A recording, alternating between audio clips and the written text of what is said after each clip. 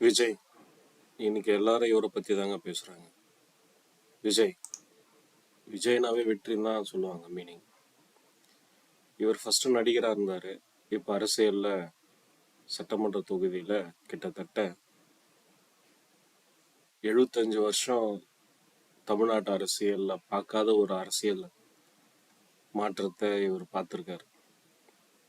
2026 assembly எலெக்ஷன்ல கிட்டத்தட்ட 108 இடத்த இவர் ஒரே ஆள தனியா நின்று ஜெயிச்சிருக்காரு. திமுக, அதிமுக, வேற எந்த பெரிய கட்சியுமே இந்த மாதிரி தனியா ஃபர்ஸ்ட் எலெக்ஷன்ல ஜெயிச்சதே இல்லை.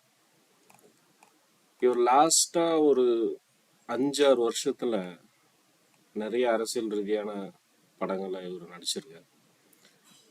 மெர்சல், சர்க்கார், துப்பாக்கி, கத்தி, இதில் எல்லாத்துலயுமே பார்த்தீங்கன்னா ஸ்கிரிப்ட் அரசியல் ரீதியாகவே இருக்கும். இவர் அரசியல் வருவார் வரமாட்டார், நிறைய பேர் நிறைய ஷேர் பண்ணியிருக்காங்க.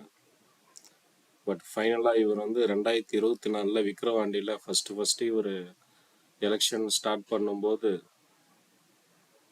அவருக்கு வந்த கூட்டத்தை பார்த்தா அது நம்பவே முடியாது. கிட்டத்தட்ட தமிழ்நாட்டில் இருந்து வேற ஸ்டேட்ல இருந்து கூட நிறைய பேர் கூட்டத்தை அடக்க முடியாத கூட்டம்னு நீங்கள் சொல்லலாம். அவ்வளோ பெரிய கூட்டம். அதுக்கப்புறம் 2026 எலெக்ஷனில் யார் கூடமே கூட்டணி கிடையாது, தனித்து போட்டிட்டார். அதுக்கப்புறம் எக்ஸிட் போல்ஸில் கூட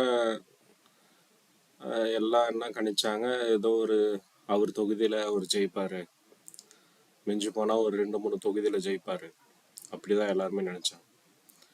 ஆனால் எலெக்ஷன் ரிசல்ட்டு மே 4 வரும்போது ஃபர்ஸ்ட் காலையில் ஒரு 9 மணிக்கு தபால் ஓட்டு எண்ணும் போதே பார்த்தீங்கன்னா ஒரு பீக்கில் இருக்காரு.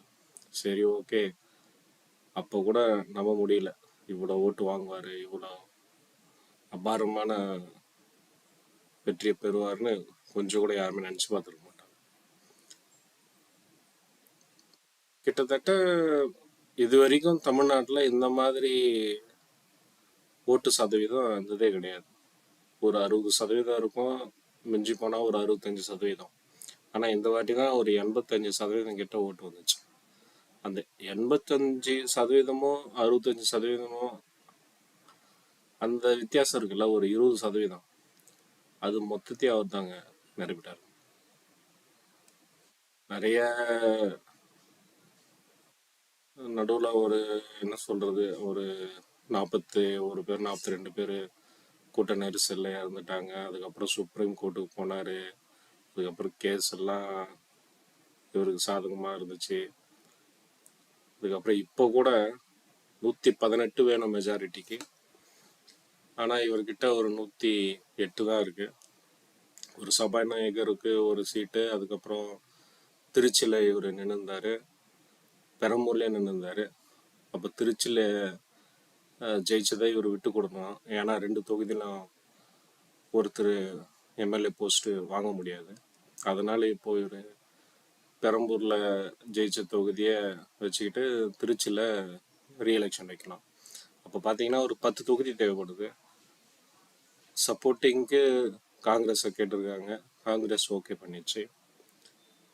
பட் கவர்னர் 118 நீங்கள் மெஜாரிட்டி காமிச்சிட்டு நீங்கள் சிஎம் எலெக்ஷனுக்கு என்னென்ன தேவையோ அதான டீட்டெயில்ஸ் எடுத்துகிட்டு நீங்கள் ஆட்சியை தக்க வச்சுட்டு காமிச்சிட்டு அதுக்கப்புறம் நீங்கள் கவர்ன் பண்ணுங்க, முதலமைச்சராக உங்களை நான் பொறுப்பேற்ற வைக்கிறேன் அப்படின்னு சொல்லியிருக்காரு.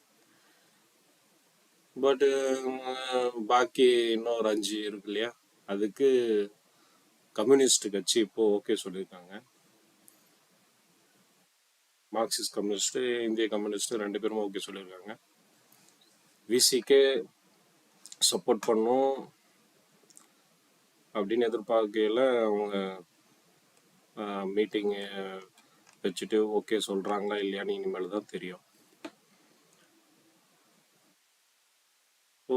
இவருக்கு தேவையான அந்த 10 சீட்டு இவருக்கு கூடிய சீக்கிரம் கிடைச்சிரும். நாளைக்கு கண்டிப்பாக அவர் கவர்னரை பார்ப்பார். அவர் கண்டிப்பா முதலமைச்சர் ஆவாரு அப்படின்ற நம்பிக்கை எனக்கு இருக்கு. நாளைக்கு அவர் கவர்னர் பார்ப்பாரு, கண்டிப்பா முதலமைச்சர் ஆவாரு. ஏன்னா நான் ஒரு எலெக்ஷனுக்கு 2 நாளுக்கு முன்னாடியே நான் கணிச்சேன் இவர் இத்தனை தொகுதியை கண்டிப்பா வின் பண்ணுவாரு, 100க்கு மேல வின் பண்ணுவாரு, கண்டிப்பா இவர் ஜெயிப்பார் அப்படின்னு நான் நினைச்சேன். அது மாதிரி கண்டிப்பா நாளைக்கு இவருக்கு சப்போர்ட் பண்ண 118 எம்எல்ஏவும் இருப்பாங்க. இவர் ஃபர்ஸ்ட் டைம் இளைஞர்களோட சப்போர்ட்டு, மகளிரோட சப்போர்ட்டு, குழந்தைகளோட சப்போர்ட்டு பார்க்கலாம். ஆப்பர்ச்சுனிட்டி கொடுக்கணுங்க, அப்போதான் அவர் என்ன பண்ணுவார் அப்படின்றது தெரியும். ஆப்பர்ச்சுனிட்டி கொடுக்காம அவர் என்ன பண்ணுவார்ன்றது நம்ம யோசிக்க முடியாது இல்லையா. ஆப்பர்ச்சுனிட்டி கொடுப்போம், பார்ப்போம். அவர் நல்லது பண்ணுவார்னு நான் நினைக்கிறேன். ஏன்னா அவருக்கு இன்னும் 2-3 படம் நடிக்கலாம், இல்லை 10 படம் நடிக்கலாம். அதுக்கான திறமையும் இருக்கு, அவருக்கான வாய்ப்பும் அவர் இருக்கு. பட் அது அவரை விட்டுட்டு அரசியலுக்கு வராருன்னா அப்போ அவருக்கு ஏதோ ஒரு பேஷன் இருக்கணும் இல்லையா. ஸோ நாளைக்கு பார்க்கலாம் முதலமைச்சர் விஜய் என்ன செய்வாருன்றத நாளைக்கு பார்க்கலாம். தேங்க்யூ.